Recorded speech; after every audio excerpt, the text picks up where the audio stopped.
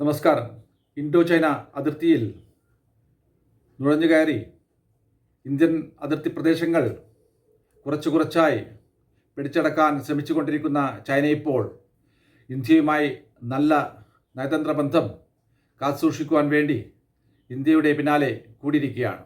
കിഴക്കൻ ലഡാക്കിലും ദോക്ലം മേഖലയിലും ഇന്ത്യൻ അതിർത്തികളിലേക്ക് നുഴഞ്ഞുകയറാൻ ശ്രമിച്ച ചൈനീസ് മിലിറ്ററിക്ക് ഇന്ത്യൻ ജവാന്മാരുടെ കൈക്കരുത്ത് നല്ലവണ്ണം മനസ്സിലായതുകൊണ്ട് തന്നെ ആകണം ഇപ്പോൾ പഴയ പോലെ ഇന്ത്യൻ അതിർത്തികളിലേക്ക് ചൈനീസ് സൈന്യം നുഴഞ്ഞു കയറാൻ ശ്രമിക്കാത്തത്. COVID-19 ലോകരാജ്യങ്ങളിൽ പടർന്നു പിടിക്കാൻ തുടങ്ങിയതിനു ശേഷവും അതിനുശേഷം ഗാൽവാൻ താഴ്വരയിൽ ഇൻഡോ ചൈനീസ് സൈനികർ തമ്മിൽ നടന്ന കയ്യാങ്കളിക്കും ശേഷം ഇന്ത്യയും ചൈനയും ഇരു രാജ്യങ്ങൾക്കും ഇടയിൽ നടന്നുകൊണ്ടിരുന്ന ഡയറക്റ്റ് ഫ്ലൈറ്റ് സംവിധാനം നിർത്തലാക്കിയെന്ന് മാത്രമല്ല അത് ഇതുവരെ പുനഃസ്ഥാപിക്കുകയും ചെയ്തിരുന്നില്ല.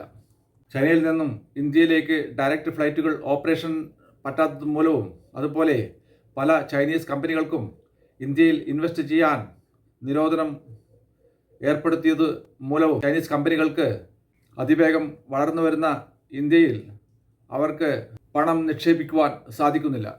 അതുമൂലം വിളറി പിടിച്ച ചൈനീസ് ഗവൺമെൻറ് ഇപ്പോൾ ഇന്ത്യയോട് ആവശ്യപ്പെടുകയാണ് ഇന്ത്യയും ചൈനയുമായുള്ള നയതന്ത്ര ബന്ധം പഴയ പോലെ പുനഃസ്ഥാപിക്കണമെന്നും അതുപോലെ ഇന്ത്യയിൽ ചൈനീസ് കമ്പനികൾക്ക് പഴയതുപോലെ ഇൻവെസ്റ്റ് ചെയ്യുവാൻ അനുമതി നൽകണമെന്നും. ചൈനീസ് മിലിറ്ററി ലഡാക്കിൽ നുഴഞ്ഞു കയറിയ പ്രദേശങ്ങളിൽ നിന്നും പിന്മാറാതെ ഇന്ത്യ ചൈനയായുള്ള നയതന്ത്ര ബന്ധവും അതുപോലെ ഡയറക്റ്റ് ഫ്ലൈറ്റ് സംവിധാനവും പുനഃസ്ഥാപിക്കില്ല എന്ന് ചൈനയോട് ഇന്ത്യ അടിവരയിട്ട് പറഞ്ഞിരിക്കുകയാണ്. കുറച്ചു കൊല്ലം മുൻപ് വരെ ചൈന വിചാരിച്ചിരുന്നത് ഇന്ത്യ ഇപ്പോഴും പഴയ ഇന്ത്യ ആണെന്നും ഇന്ത്യക്കെതിരെ ദുഷ്ടലാക്കോടെ എന്തു പ്രവർത്തനങ്ങൾ നടത്തിയാലും ഇന്ത്യ അതിനെതിരെ ശക്തമായി പ്രതികരിക്കില്ല എന്ന്. ഇപ്പോൾ ഇന്ത്യ ലോകത്തിലെ 4ാമത്തെ മിലിറ്ററി പവറാണെന്ന് മാത്രമല്ല അടുത്തു തന്നെ ഇന്ത്യ ലോകത്തിലെ 3ാമത്തെ സാമ്പത്തിക ശക്തിയായി വളരാൻ പോവുകയാണ്.